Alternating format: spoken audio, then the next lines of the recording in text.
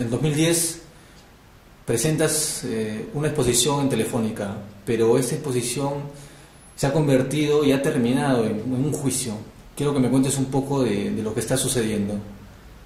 Bien, fue una exposición sobre el maíz y resulta que a Telefónica desaprobó mi texto porque yo hacía mención a la matanza de Bagua, que era el primer aniversario de la matanza de Bagua en junio de 2010. Dedico un párrafo a ese hecho en el texto para el catálogo de exhibición. Telefónica me exige retirar esa frase. Yo me niego, les respondo que agreguen una frase de deslinde por la cual ellos no se responsabilizan. Ellos supuestamente aceptan, me envían las pruebas de imprenta antes de mandarse a imprimir, pero el día de la inauguración aparecen catálogos en los cuales se había borrado información. Entonces fue una manera de censurar mi texto. A raíz de eso cancelo mi exhibición y los denuncio ante la Autoridad de Derechos de Autor. Ellos te pidieron que quites esa frase. Porque decían que Bagua era un tema demasiado comprometedor y peligroso en ese momento. Acababa de ocurrir la matanza hace un año y no había que hablar nada sobre eso. Prácticamente estaban censurando el contenido de mi texto. Pero al final, ¿qué ocurrió? Pero el día de la inauguración traen catálogos que no habían sido los mismos que yo había probado previamente en las pruebas de imprenta que me enviaron, sino eran catálogos anónimos. Habían borrado toda referencia al lugar y a las fechas de exhibición. Es decir, como no servía para nada. ¿Y cómo te enteras de esto estando fuera, no? Porque es un poco complicado y... Bueno, personas que asistieron a la inauguración me escriben que se dieron con la sorpresa que Telefónica estaba repartiendo un catálogo que era una ridiculez, no tenía ni fecha, ni lugar, ni nada, no servía, no tenía ninguna utilidad.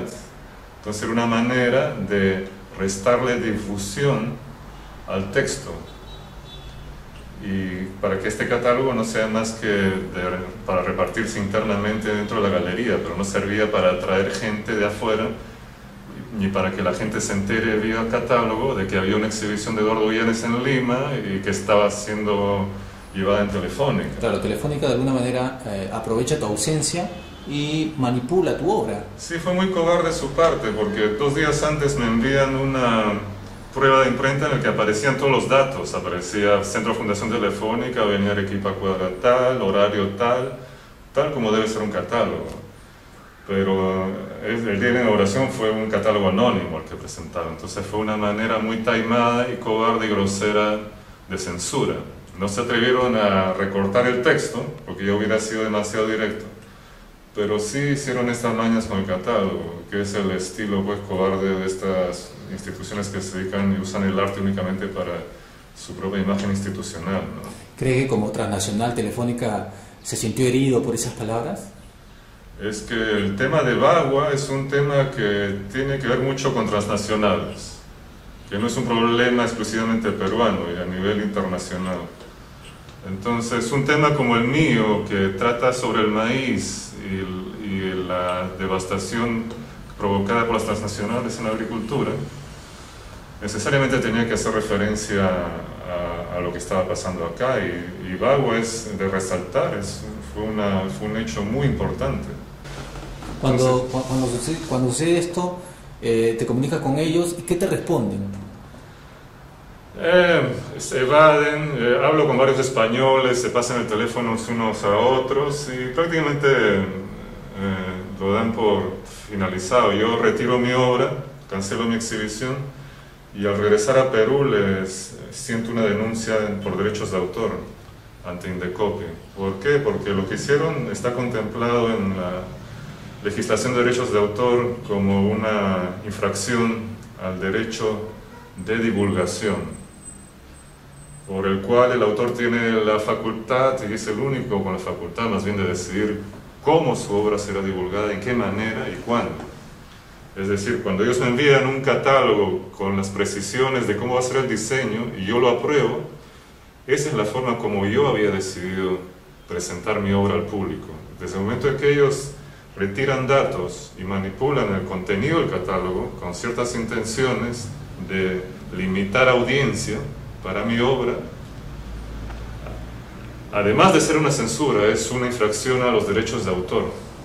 Entonces, por ese lado, les he sentado una denuncia. Por supuesto, Indecopy, que es del gobierno, y el gobierno pues está al servicio de empresas como Telefónica, ha favorecido a Telefónica en primera instancia. Al lado de los pelos, sus propias leyes, su propia legislación la ha torcido de tal manera increíble. Es para reír la disposición del juzgado de Indecopy, porque ellos mismos están desvirtuando sus propios argumentos y sus propias leyes en favor de Telefónica, e incluso me amonestan a mí por haber retirado mi obra y haber causado un perjuicio económico a Telefónica.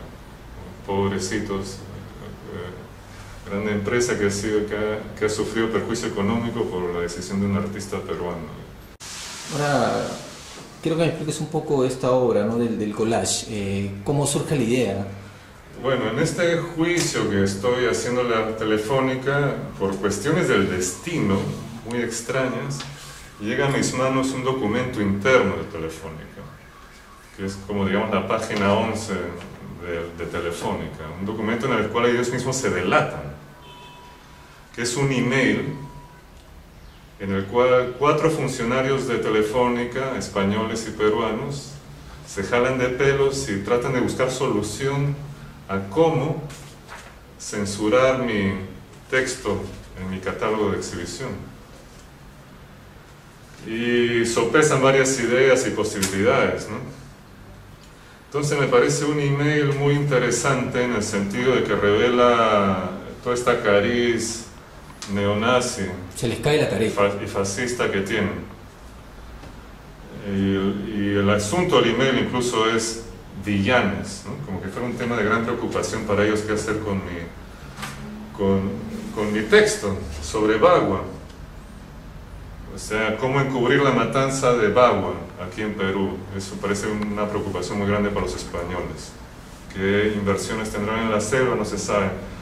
Pero a todo este menjunje se prestan pues los críticos locales, las grandes eminencias, que día y noche dan conferencias en Centro Fundación Telefónica, organizan exhibiciones y les pagan sus viajes.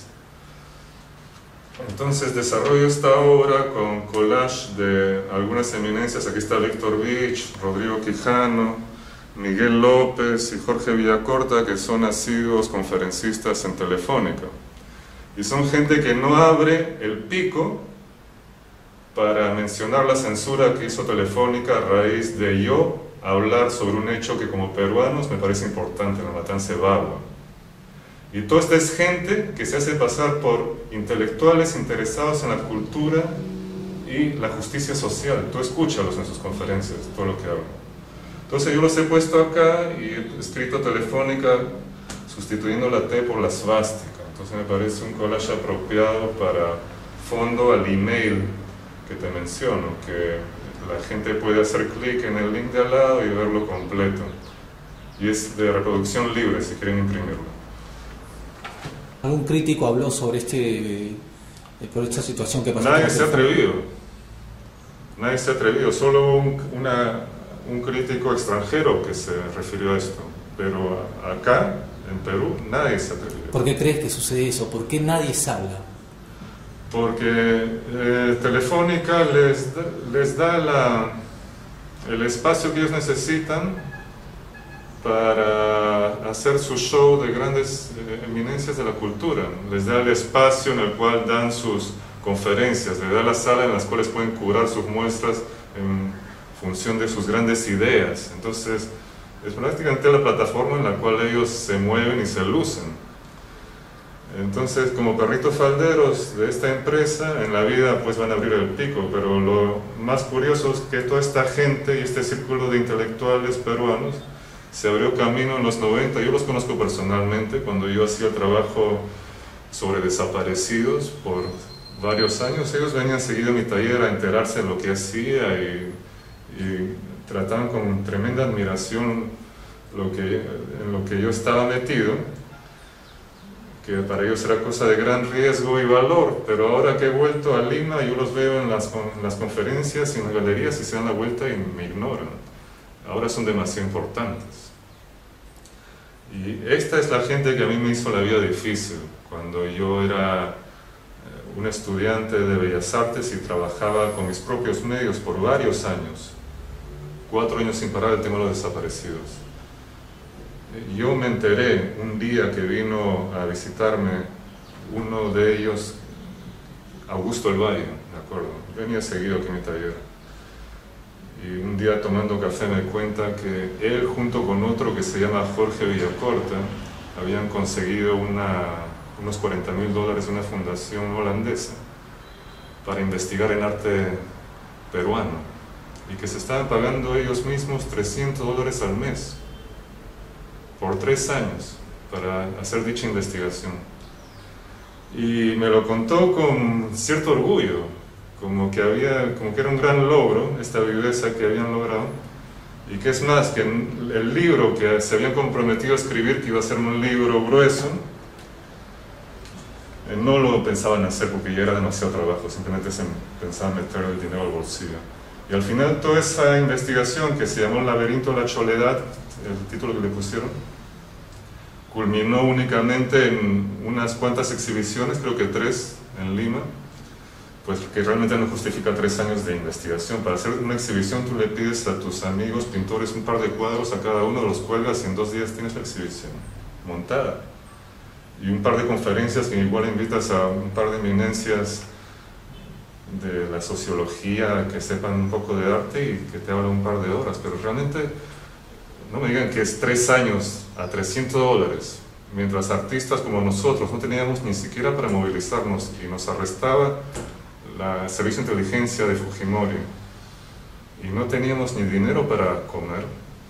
Mientras tanto, esta gente iba haciendo este tipo de negocios y escalando posiciones utilizando el nombre y el prestigio de nosotros y nuestro trabajo para presentarse ante instituciones internacionales y volverse los interlocutores de la cultura peruana afuera y por ese medio conseguir tremendas sumas de dinero. Esto fue hace 12 años o más.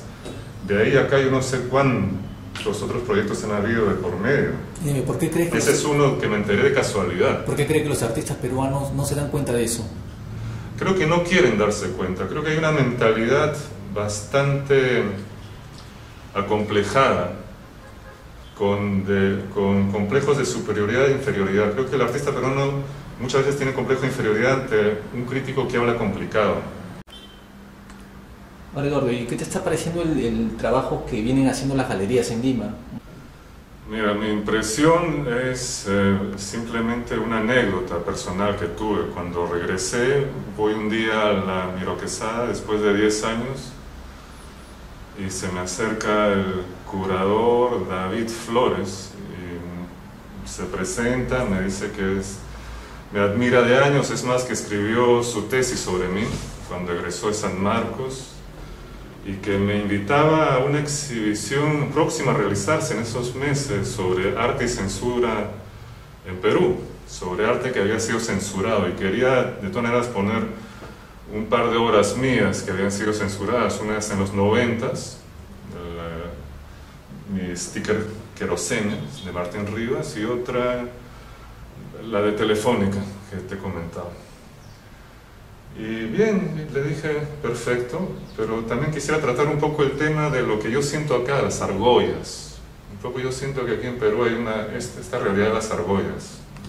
Por más que nadie hable de eso, yo quiero tratar un poco ese tema, porque tiene que ver con la censura. Es una censura permanente, es el tamiz por el que pasa todo. Entonces, de ahí le vi que le cambió la cara y al final nunca se comunicó conmigo para esta exhibición a la que me ha invitado. Le escribí varios emails que hay de esta invitación que me has hecho. Sé que se inaugura esto en un par de semanas, ya falta poco, y nunca me respondió. Fui el día de la inauguración y lo vi caminando por cualquier lado excepto por donde yo estaba, siempre volteándose y dándome la espalda y evadiéndome. O sea, es un tipo de comportamiento tan ridículo, el cual pues es un ejemplo nomás esta persona.